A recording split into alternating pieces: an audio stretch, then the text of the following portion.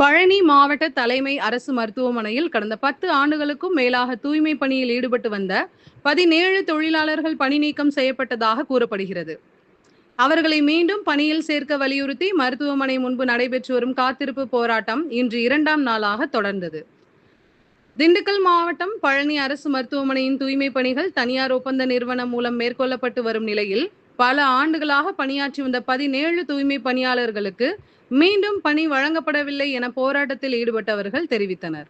குறிப்பாக கொரோனா தொற்று காலத்திலும் உயிரை பொருட்படுத்தாமல் அரசு மருத்துவமனையில் தொடர்ந்து பணியாற்றி நோயாளிகள் மற்றும் மருத்துவ பணியாளர்களின் பாதுகாப்பிற்காக தூய்மை பணிகளை மேற்கொண்ட தொழிலாளர்களை தற்போது பணியிலிருந்து நீக்கியிருப்பது வேதனைக்குரியது என அவர்கள் தெரிவித்தனர்.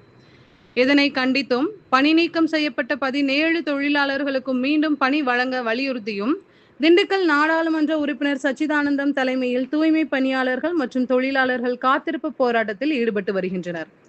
பல ஆண்டுகளாக அனுபவத்துடன் பணியாற்றிய தொழிலாளர்களை புறக்கணித்துவிட்டு புதிய தொழிலாளர்களை பணியில் அமர்த்தும் தனியார் ஒப்பந்த நிறுவனத்தின் நடவடிக்கைக்கு எதிர்ப்பு தெரிவிக்கப்பட்டது.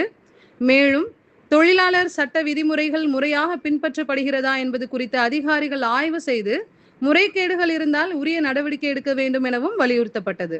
அதேபோல் அரசு மருத்துவமனையில் தேவையான எண்ணிக்கையை விட குறைவான தூய்மை பணியாளர்களை பணியில் ஈடுபடுத்திவிட்டு அதிக எண்ணிக்கையிலான பணியாளர்கள் பணியில் இருப்பதாக கணக்கு காட்டி ஒப்பந்த தொகை பெறப்படுவதாகவும் போராட்டக்காரர்கள் குற்றம் சாட்டினர். இந்த குற்றச்சாட்டுகள் குறித்து சுகாதாரத்துறை அதிகாரிகள் நேரடியாக விசாரணை நடத்த வேண்டும் எனவும் கோரிக்கை விடுக்கப்பட்டது.